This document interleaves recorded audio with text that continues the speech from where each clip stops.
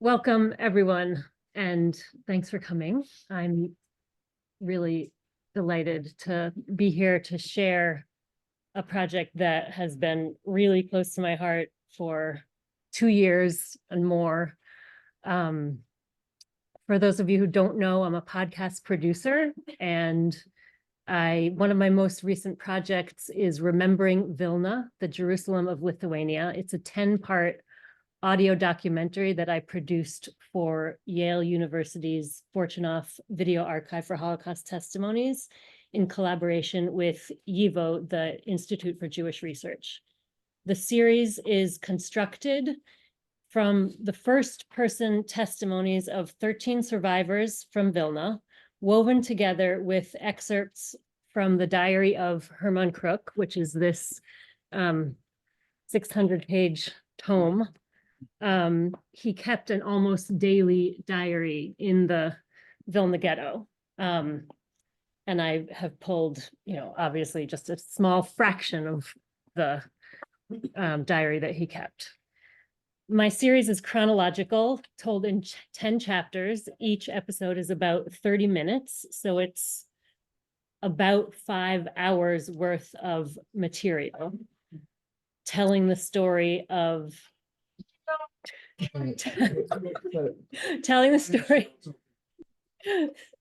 telling the story of Jewish life and its destruction in Vilna, which is present-day Vilnius, the capital of Lithuania.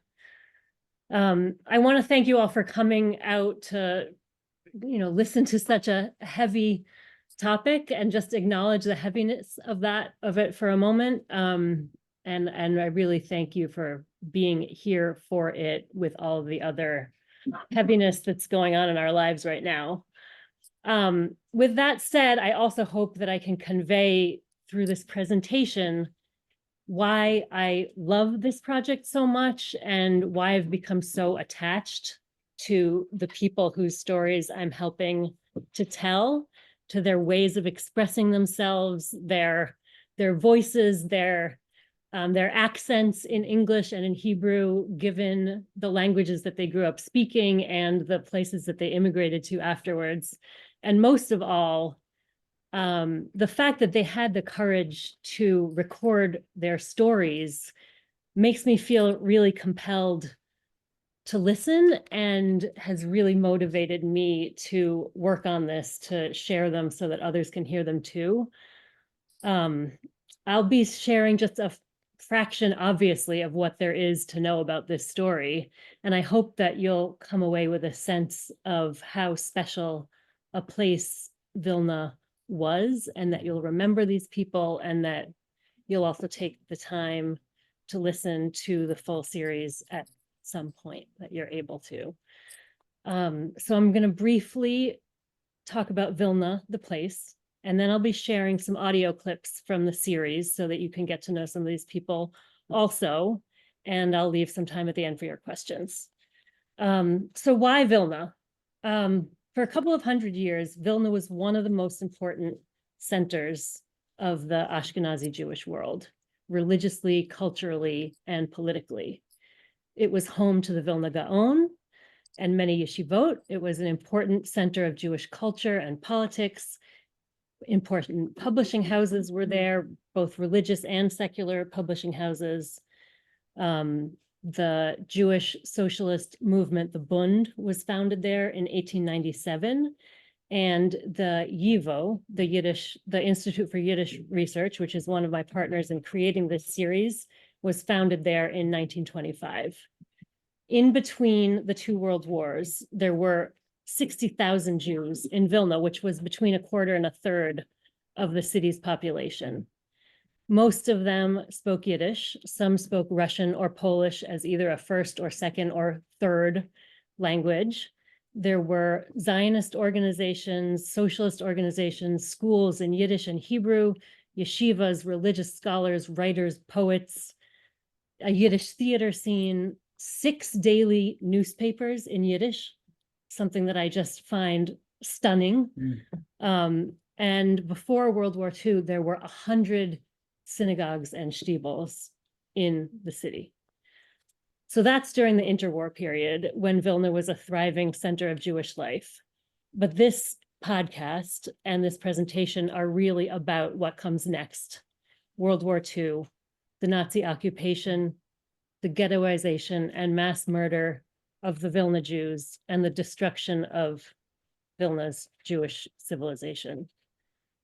To my knowledge, this project is the first attempt to tell the story of what happened to a specific Jewish community during the Holocaust in this medium, in survivors' own voices. And why I think that's important is that the unfathomable tragedy of the Holocaust is obviously about the loss of millions of lives, but it's also about the destruction of a whole civilization. And when you immerse yourself in the story of a place like Vilna, there was no place like Vilna, but when you immerse yourself in this story, the destruction of that civilization really comes into very sharp focus. It was a vibrant Jewish city, and what was destroyed there just can't be recreated. The city is still there, but its languages are different, its people and its culture are different, and even its name is different. So I tell this story from the first person testimonies of survivors who gave their testimonies in the 1980s and 90s. In doing my research for this project, I listened to over 60 of those testimonies, and I chose 13 for the series, plus the diary of Herman Kruk. I had a really, really hard time narrowing down from those 13 testimonies what to share with you. I chose just a few people, but really every voice is compelling and important. I'm going to start with some audio clips of childhood memories from before the war. So these are people speaking about their childhoods in the 1930s, mostly. The first person I'll introduce is William Bigel.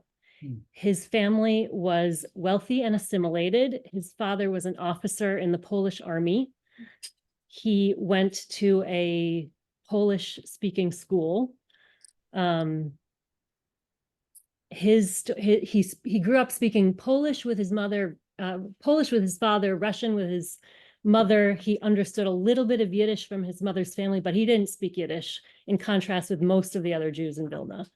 And I think that this clip and his story is a real illustration of the melting pot that was present even within the Jewish society of Vilna. And also the fact, as you'll hear in this clip, that the city itself changed hands so many multiple times in the course of its history. It was under Russian, German, Lithuanian, and Polish rule at different times. Leading up to World War II, Vilna was in Poland, and it was the heart of the Jewish Litvak world. Litvak is a word that comes from the word Lithuanian. Okay, here's the clip, and I'm hoping that for people on Zoom, this is going to be nice and audible. William Bigel.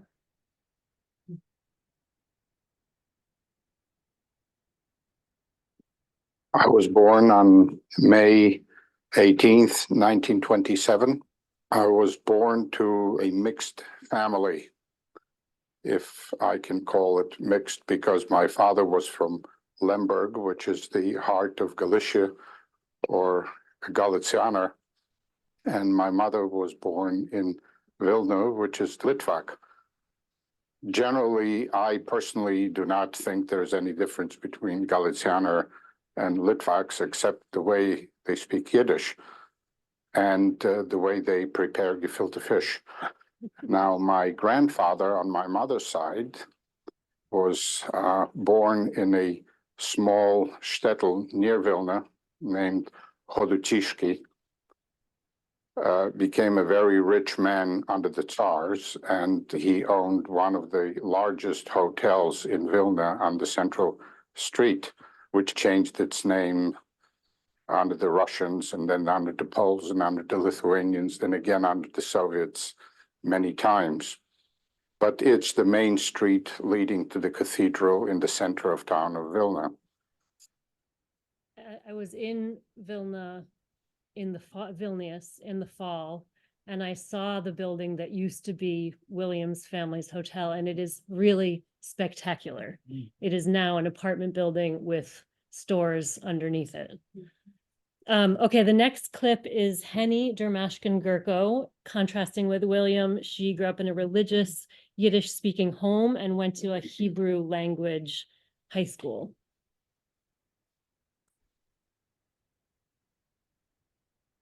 I'm Henny Dermashkin-Gurko. I was born in Vilna into a very musical family. My father was a conductor, musician, cantor. He was conducting the choir in the Vilna temple. He was conducting orchestras in schools all over town. We lived on the Ulica Szeptyckiego. We lived in an old house. The street had like a lot of maple trees. It was quiet. I lived with my family on the third floor. My house was always full of music. Always sounds of music poured out of the windows into the streets, whether it was piano or singing or any instrument. Either my father had a lesson or he had a cantor come in and do some rehearsing. It was always music. So Henny and her siblings followed in their father's footsteps. Henny was a singer, her brother was a conductor and composer, and her sister was a pianist, and they were all prodigies, apparently. One of the things that I noticed about the way their family was integrated into the life of the city is that as musicians, they were involved both in religious music and in secular orchestras, and it was sort of both worlds were woven into the musical fabric of their family. Okay, the next person's testimony is in Hebrew, as are several in the series. It's voiced over by a voice actor. This is Mira Verbin, who was from a wealthy, mostly secular family. Her father was a wheat merchant. בגיל 11 נכנסתי לתנועה של השומר הצעיר. At the age of 11, I joined the Shomer HaTzair, Zionist youth movement. I had great company, friends. I was happy there. My sister joined the communist youth. My parents were a bit worried about it, but we had a liberal home and they tried not to oppose our desires. My parents were both active Zionists. We had a blue box for the Jewish National Fund. There were fundraisers. The dream of settling in Israel was very strong, but my parents were like most of the Jews. They really wanted to go to Palestine, but how can you go when it's so good here? We had a house and money and family and a job, and there it was only a desert. They talked about going, and every year they postponed it.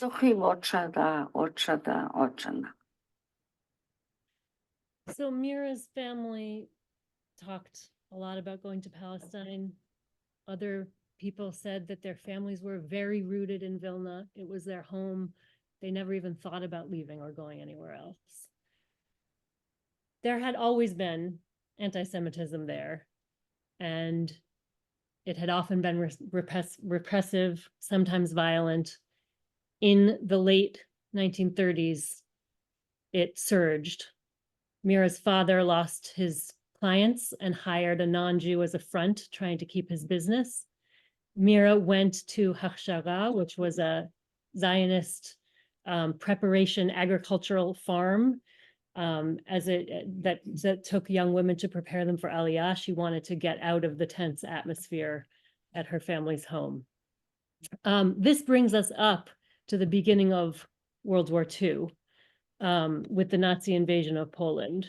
This is another reason that the story of Vilna during the Holocaust is unique and interesting, because before the Nazis invaded Poland, they made a non-aggression pact with the Soviet Union and divided Poland kind of down the middle. The Nazis took the West, the Soviets took the East, and Vilna fell under Soviet occupation. So for the first 2 full years of the war, Vilna was a relatively free place to be. It became a refuge for thousands of Jews who were fleeing from the Nazis. Something like 10 to 15,000 Jewish refugees settled in Vilna and were absorbed by the local Jewish population of 55,000. Many of them were actively looking for ways to get out of Europe. Others stayed. The Soviets did start arresting people right away and sending them to Siberia, which at the time people thought was the worst fate imaginable. But in retrospect, many people who are interviewed talk about how that actually was the one thing that saved many people's lives.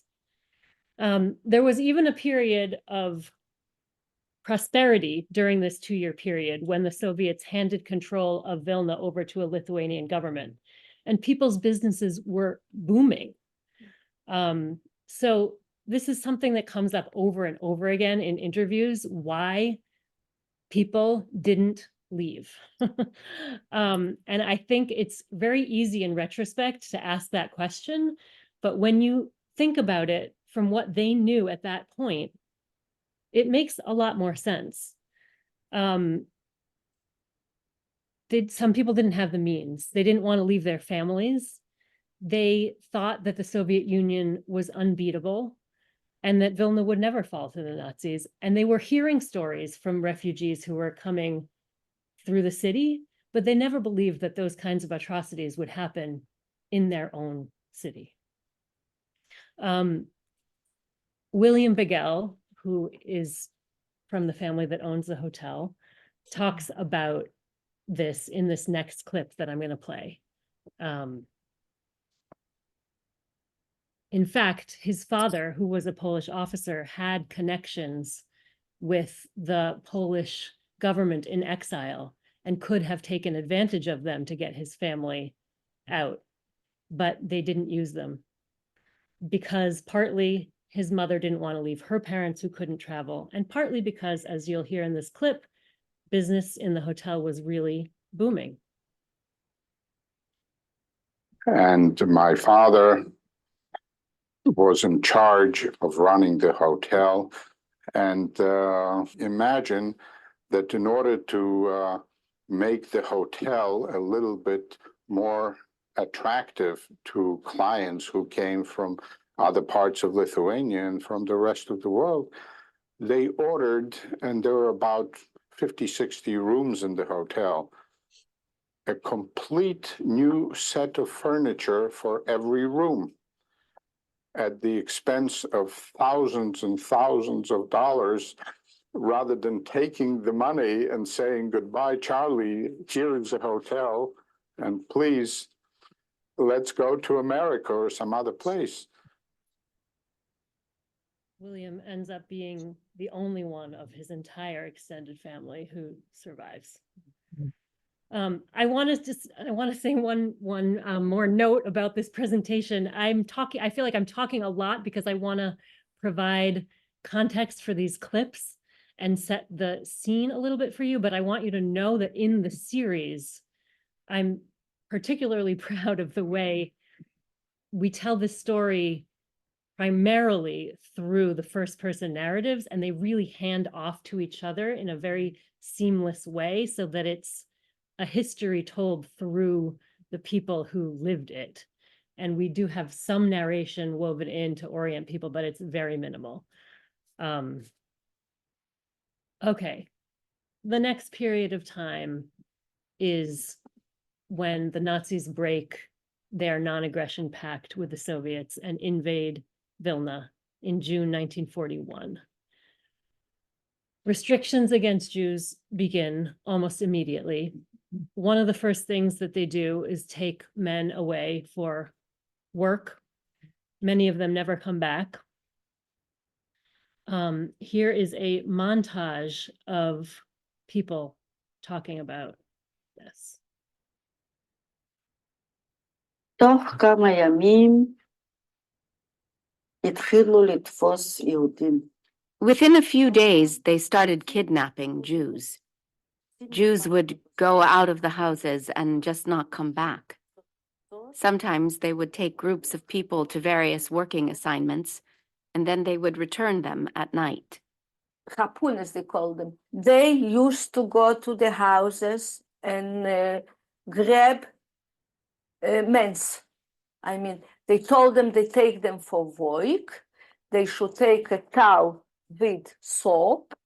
They took them away to jail.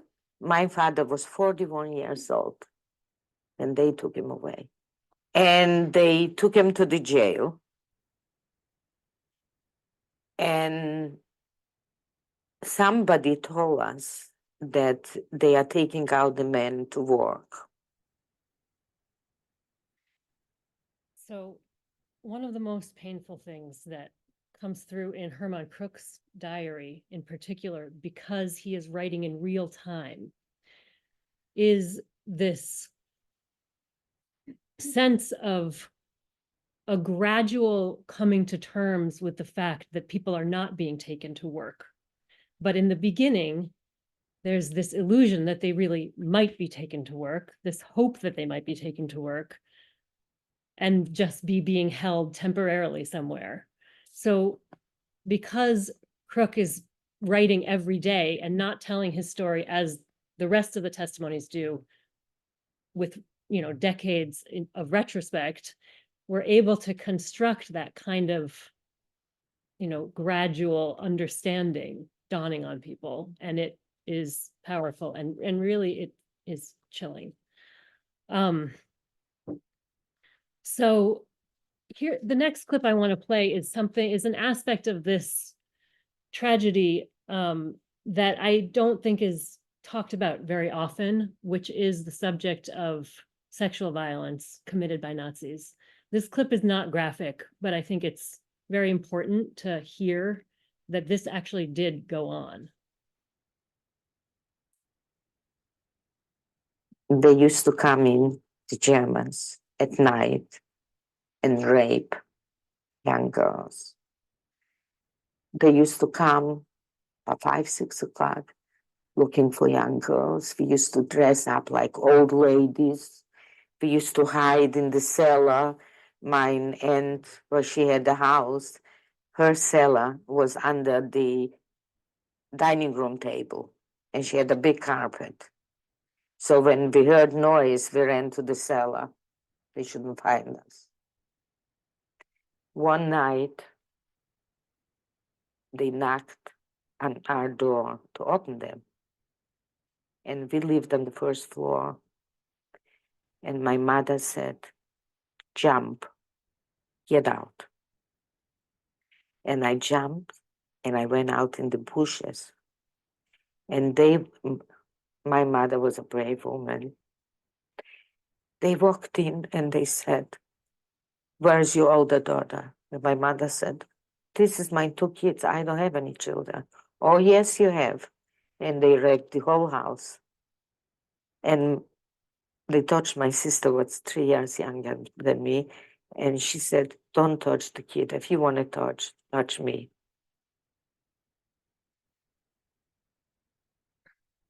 So like in many other cities and towns, even small towns, the Nazis created a ghetto in Vilna. Actually, in Vilna, there were 2 separate but adjacent ghettos. The smaller one and the people in it lasted for only a few months.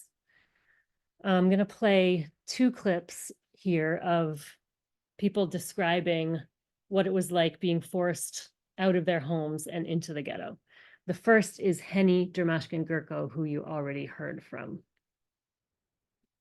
One of my friends lived in the street on Strashuna, where I used to come a lot to her also and do the homework with her. Her mother was a widow and she had 2 daughters and they lived in the street. So when they brought us to the ghetto, I thought naturally I'll go to Myra's house because I'll feel comfortable there. I walk up to the apartment and I'm asking where they are. The migrants are, where are they? They're not there. I'm asking people. The night before, they took out the whole street of Jews, put them against the wall and shut them. So that's how they made room in the old part of the city that was the poorer Jewish part of the city. They killed the residents of that neighborhood and they brought Jews from the rest of the city and stuffed them in very crowded conditions into those homes. And Henny describes living in her friend's house and eating the food from their pantry. Here is Samuel Bach, who was a very young boy when all of this was happening. He was just 6 years old. He is somebody who I'm going to talk about a little bit more at the end. He became a very well-known painter, and his descriptions of all of these events are very vivid. He, like, even as a child, he had this eye for detail. And then I remember very well, on a very rainy day, the police came, German police and Lithuanian police, and they told us to take a suitcase, something that we could carry, and to go down, and that we had to leave the apartment. And my mother started to, in a very panicky way, to take things and put in a small suitcase, and then there was not enough place in that suitcase, so she took another one.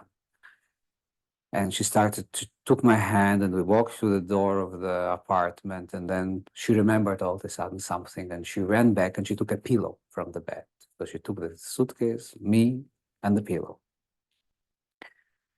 And we went down, and then in the courtyard of this big apartment house, there were many of our neighbors that were Jews standing there, all quite amazed and uncertain of what was going to happen. It was raining, and somewhere we were getting soaked, and nobody really thought about opening an umbrella or so. And when they have brought down all the Jewish occupants of that apartment house into the courtyard, we were told to go into the street. And there I saw a sort of a caravan of people walking on the road, because we were not permitted to walk on the sidewalk. And on the road, near the sidewalk, of course, this enormous rain, it was full of water, and everybody was walking in the water. And they were just walking, like a procession, everyone carrying something. And I had a pillow in my hand, and this pillow became more and more soaked, and it started to become so terribly heavy that at a certain point I threw it away. So the period of the Vilna ghetto lasted for 2 years, from the fall of 1941 to the fall of 1943. And there's so much to say about it. I can't possibly even scratch the surface here. When I started the project, I thought we were going to devote one episode to the ghetto period, and it ended up being 3, and we still left out, most of what would have been, we should have included. There's an incredibly turbulent and violent period around the establishment of the ghetto. There's then a sort of quieter period where Jewish institutions are established, schools and cultural groups and youth groups get organized. There's the theme of, work permits that allowed people to get out of the ghetto, the smuggling trade, the formation of an underground. I'm going to share a longer clip, this time a 4-minute clip, on the theme of art in the ghetto. And this is a dilemma of trying to create a life in a place where death is just a constant presence. After the first few months of the ghetto, almost every family had members that had been killed, and people continued to be taken out and killed and disappeared regularly, even in the quieter periods. So there was this controversy over whether you could create art in the ghetto. And Henny, from this family of musicians, and her brother were involved in starting an orchestra in the ghetto that put on the first concert. The nascent underground, which was getting organized around the same time, came out against this concert, saying that you shouldn't make art on a cemetery, and that making art was like normalizing the Nazis' oppression. So here you'll hear Henny, who starts off by saying that there was a very powerful underground. It wasn't actually very powerful at that point, but that was her perception of it, probably partly because of the way they came out against what she was trying to do. You'll also hear Avram Zheleznikov. Let me make sure to be clear. It was especially not powerful at that point. It was really just getting started. And even at its height, it never got off the ground and succeeded in staging an armed uprising the way in Warsaw there was an armed uprising. But it was an important presence nonetheless. So you'll also hear in this clip from Avram Zheleznikov, who was a member of the underground, and excerpts from Herman Kruk's diary.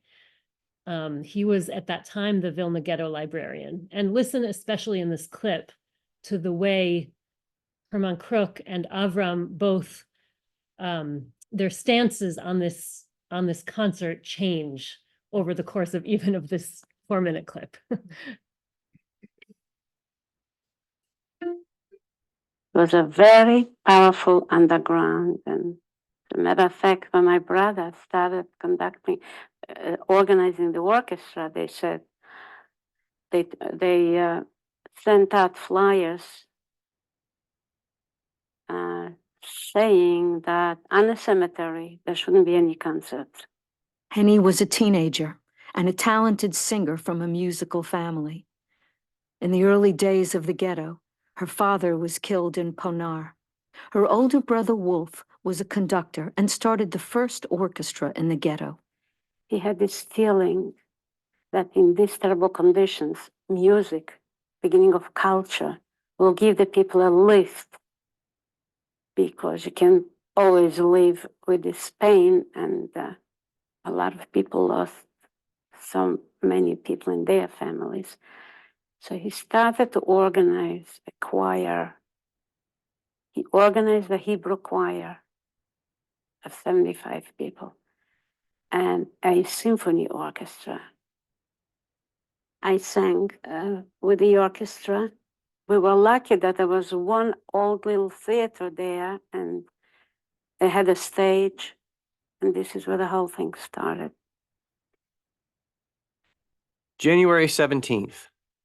Today, I received a formal invitation.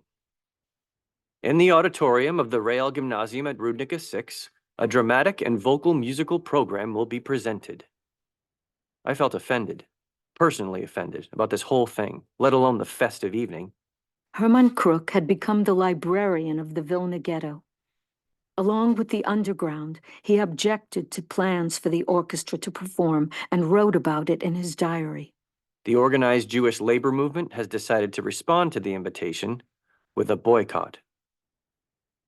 Stehen bei die Wand und steht das Herz euch verklemmte,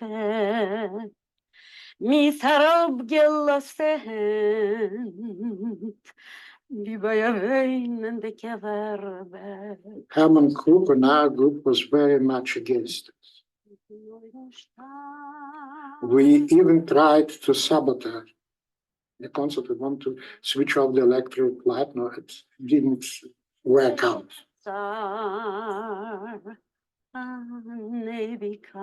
Henny's brother persisted in spite of the controversy.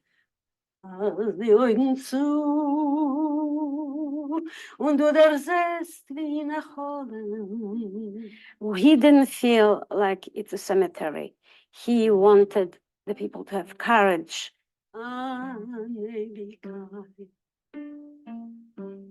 January 19th. The concert we have already written about is over. In general, it was a success. Under ghetto conditions and with the ghetto possibilities, the concert is an achievement of the highest order.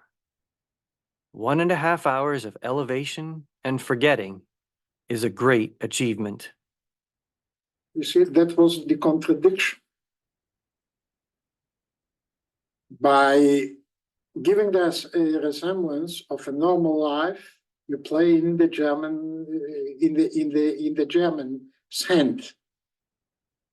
You give them time. From the other side, you must let the people live, bring back their dignity. So Hermann Kruk also led another amazing effort in the ghetto, which was the smuggling of books and Jewish artifacts from libraries and institutions in Vilna into the ghetto, both for safekeeping for posterity at a time when people were smuggling food just to stay alive. His effort was to smuggle the remnants of this Jewish civilization that he knew was being destroyed. So it was partly for posterity, and it was partly also to stock the schools and libraries inside the ghetto, because people were actually turning to books for sustenance, even at the end of a day of going out of the ghetto on an empty stomach and doing forced physical labor. I really want to leave time for questions, and there's one more clip that I want to play, which is which happens after the period after the ghetto is liquidated and after Vilna is liberated by the Soviets, which is a full year again before the war is over. A group of partisans, Jewish partisans, who made their way back to Vilna once it was liberated, organized a trip to visit the forests of Ponar, which was the mass murder site outside of Vilna. And they held a memorial service there. And it happened to be Erev Yom Kippur when they were there. So this is Chaim Basok, who was a former yeshiva bacher turned partisan who came back and visited Ponar Forest. And this testimony is also in Hebrew and voiced over. אנחנו יצאנו לשם בכמה מכוניות מסע של הצבא האדום. We traveled in Red Army trucks. We were crowded in, standing up, but each in our own world, preparing to witness that gate to hell. We passed the exclusive neighborhoods of Vilna. We passed the Zakrati woods, where people would go on vacation, and through a village called Ponari. אנחנו רואים אותה לעינינו, תוך חורש קטן, דליל. We spotted it from a small grove in the woods. We saw a barbed wire fence, and we found ourselves on the edge of one of the pits. It was a deep pit with a huge perimeter, many meters across, sand. We went down. It was a field of bones, ground up bones. We saw parts of hands, leg bones, people's scalps that were sticking out of the sand. The entire area was sown with bones ground to dust. The golden sand and the bones were mixed together like one substance. It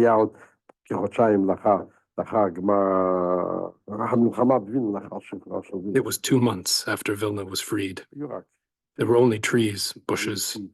Birds were chirping as if nothing happened. Nobody talked. We were each in our own thoughts. We were stepping on the bodies of our relatives, maybe brothers, grandparents, friends. We didn't know what was going on within ourselves. I think we were almost hallucinating. The sun was at its fullest. It was around noon. We didn't see the sun. I don't know if I cried. It was hard to know whether you were crying hysterical or frozen, or in a dream, running crazed as if you could find anyone alive.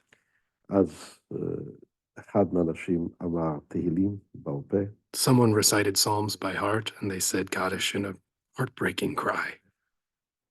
I've never seen a Kaddish like that. The crowd of men and women, everybody standing together. When we returned to Vilna, our eyes were red from crying, as if blood flowed instead of tears.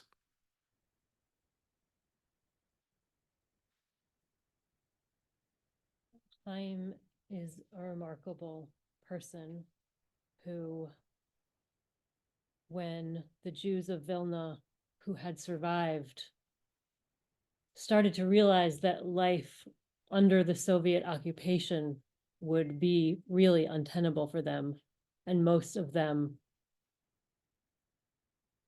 escaped, fled, Chaim decided to stay and was part of a clandestine Jewish organization smuggling young people to Palestine. He did this work for almost 2 years and was nearly arrested several times by the Soviets and then later by the Polish police. And in his last brush with this, he decided that it was finally time for him to leave too, and he went to Palestine. And he brought sand from his trip to Ponar and held it with him for many, many years in his pocket and later in his dresser drawer, and finally spread it in Tel Aviv at a memorial to the Jews of Ponar. I want to take your questions. This is a very hard thing to end on. Thank you all very much for listening and being with me through this. I have been with this material so intimately for so long that I sometimes forget just how it hits people. And then when I share it and see all of your faces, I'm reminded again.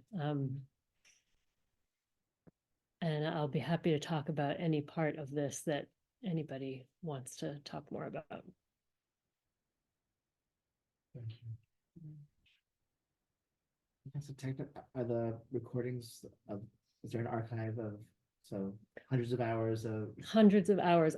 There are several archives, as you probably know, of Holocaust survivor testimonies.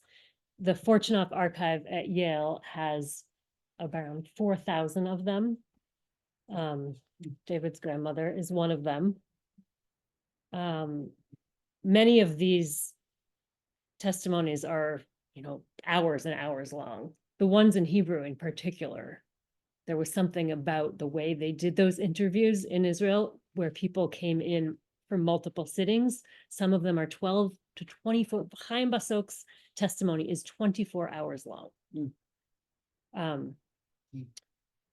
Most of them aren't that long. Some of these, the ones that are at Yale, some of them you need a password to listen to the full episode. So mostly researchers are listening to those. And that was one of the motivations really for creating this series, is to put these stories into a form that people can consume. And how many episodes is the podcast in total? Well, this season of the podcast is 10 episodes. We've also done other seasons that are only one person's narrative per episode, so not woven all together. And the next season of the podcast is going to be some of these Vilna stories in that same form. So one person's story per episode.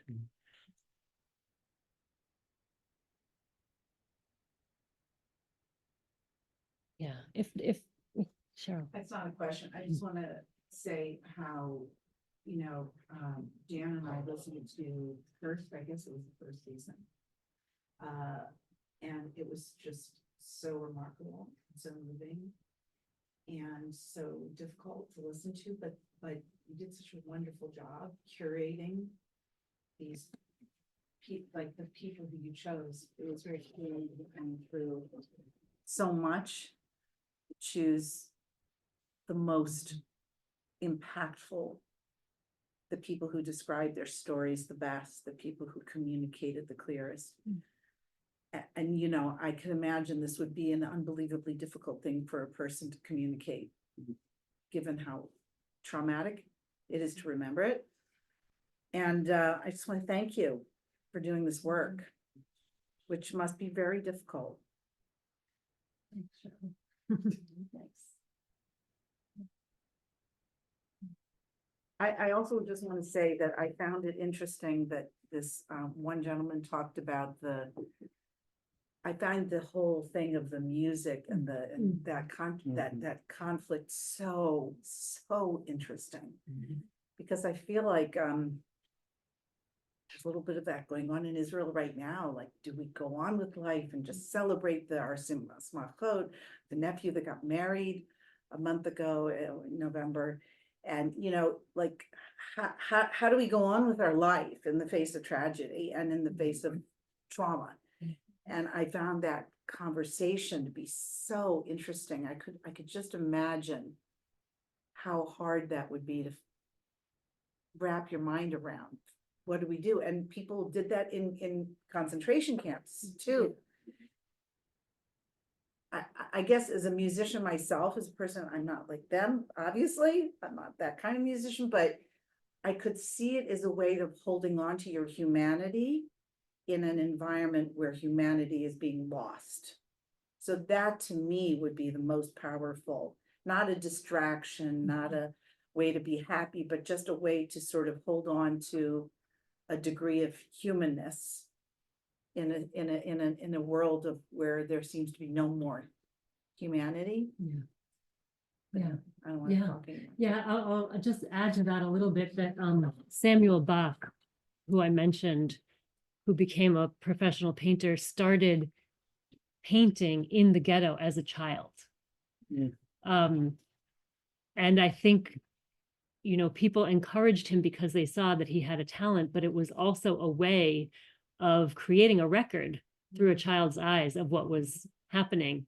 And in fact, his notebook, he was given this notebook, which was an archived, it was like a historical notebook of births, deaths, marriages, like a registry of things that had happened in Vilna that had been retrieved from an archive.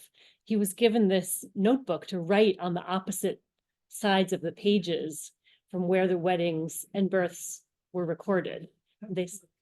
Pinchas, yeah.